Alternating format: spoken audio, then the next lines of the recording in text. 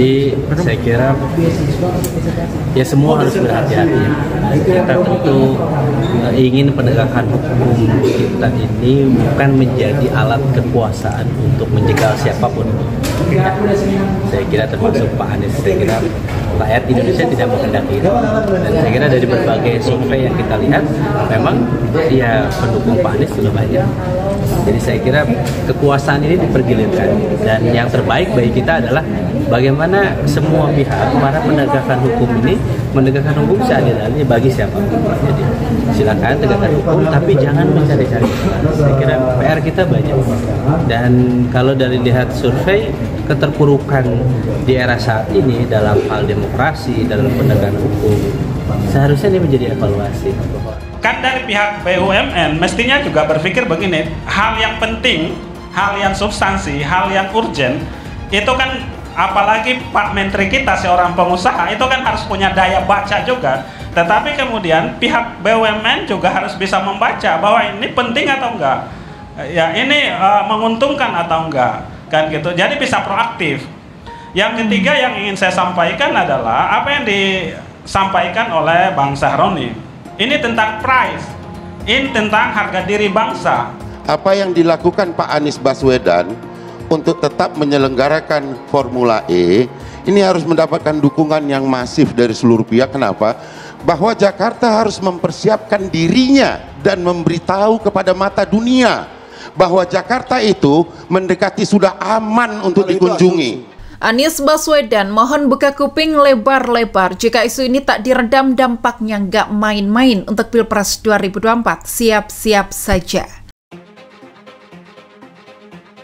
Lembaga survei Saiful Mujani Research and Consulting atau SMRC melakukan survei terkait isu dugaan Formula E Jakarta dan kaitannya dengan kontestasi Pilpres 2024. Menurut survei yang dilakukan, hanya sekitar 21% warga yang mengikuti serius atau tahu masalah ini. Pendiri SMRC, Saiful Mujani, menekankan bahwa 21% dari 200-an juta pemilih ini masih jauh dari jumlah keseluruhan pemilih. Dari 21% warga yang tahu isu ini, SMRC mengklaim mayoritas warga yakin telah terjadi korupsi pada kasus tersebut.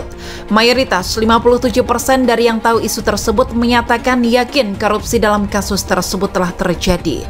Hanya 31% yang menyatakan tidak yakin dan 11% tidak menjawab. Demikian bunyi keterangan resmi SMRC yang diterima wartaekonomi.co.id Kamis 27 April. Lebih lanjut, Saiful mengungkapkan isu ini juga berpengaruh pada kaitannya dengan Pilpres 2024. Sentimen negatif dari isu ini disebut menguntungkan Ganjar Pranowo. Sebaliknya, pihak yang yakin tidak ada korupsi dalam isu ini menguntungkan bagi Anies Baswedan. Karenanya, menurut Saiful, jika Anies bisa meredam isu ini tidak menjadi lebih besar lagi, maka keuntungan di Pilpres bakal didapatkan.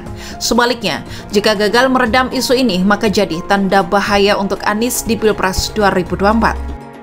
Dari yang menyatakan yakin ada kasus korupsi dalam kasus Formula E tersebut, 60% diantaranya memilih Ganjar, 27% memilih Prabowo, dan 13% memilih Anies.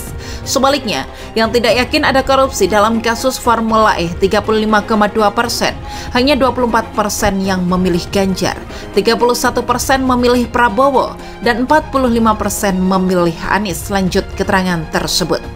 Kalau tingkat pengetahuan publik bertambah dari 21%, misalnya menjadi 70%, ini akan menjadi masalah besar buat Anies. Sebaliknya, kalau kasus ini bisa diredam, pengetahuan publik tidak naik menjadi 30 atau 40%. Ini baik untuk Anies, tambah keterangan tersebut.